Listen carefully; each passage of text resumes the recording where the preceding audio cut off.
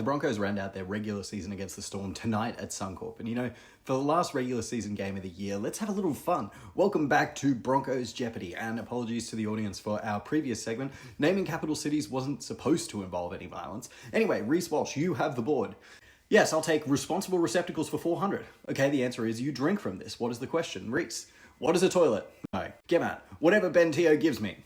We'll take it. Okay, Gemat, the board is yours. I'll take potent potables for 800. Okay, this is the place you should go after a night on the Terps. Yes, Sheba, what is the workplace? Okay, take a week off. Jesse, you're in, and now get me out of this bit. Sir Reynolds, what are you doing?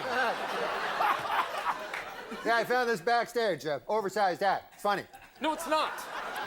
I know I keep talking about the whole toilet thing like I care. I don't want to be taken up in the outrage mob. I don't really care, but I mean, come on, my fullback drinks out of a toilet and I'm supposed to stop thinking about that? That's an option.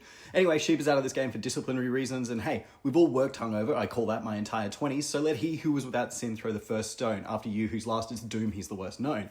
I think it's a standards thing. And when you uphold your standards in round 27 with a top 4 spot on the line by dropping an origin center, it shows that the integrity of the club and the system and whatever is more valuable than a win. But what about Ezra, who was suspended for 10 games? Okay. And what about Marty Tapa'u? Have you seen Ben Tolte? I love how the Broncos discipline a player and it's like, do the Broncos have a discipline issue? No, they literally just stood down a guy for breaching the rules. And there's no club rules about not drinking from toilets. They checked. Sorry to bring up the toilet thing again.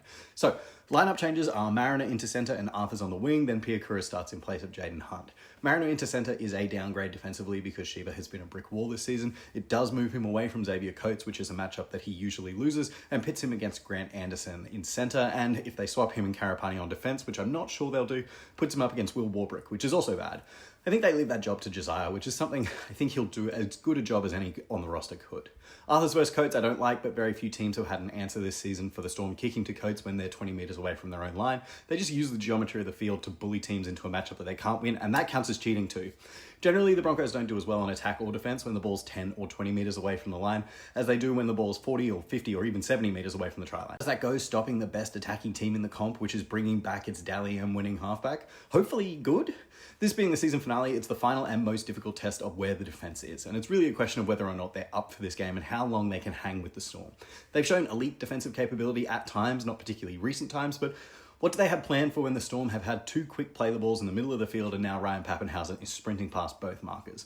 We know from the first game that they were pretty strong in the middle and the Storm had more success out wide, but also that game is so hard to judge because of the whole losing both halves on the same play thing and Stags being out of position for most of the game. Attack-wise, absolutely fine. There's 30 points of this team and 12 of those come in the space of a minute. It's kind of fitting that this is how the regular season ends, with a massive prove-it game. The Storm won't let them have it easy. Broncos have to win to get into the top 4 or rely on some very fortunate losses. The Storm are coming off a bad loss in Bellamy's 600, so they've been screamed at all week and can't lose. Fano is the only player being rested for them. No Harry Grant helps a lot, but Hughes back is a problem in itself. The Storm's record at Suncorp is impeccable, so thanks a lot, Mark Nwanga-Tafase, for unlocking basically the most motivated version of the Storm before a game that they don't have to win but really want to now. It's the same for the Broncos, though, in terms of motivation. Getting into the top 4 is the #1 priority, but also, if this version of the team, which is going to be mostly the finals team, I don't think they can count on Reynolds or Mam coming back, regardless of how much running they're getting through at training. So prove that they're a contender and win tonight. Also, I just hate the Storm. Please beat them. And those are my thoughts. I really just wanted to do the Jeopardy gag. Talk to you after the game. Bye. That's all the time we have. Good night. Would you get that off me?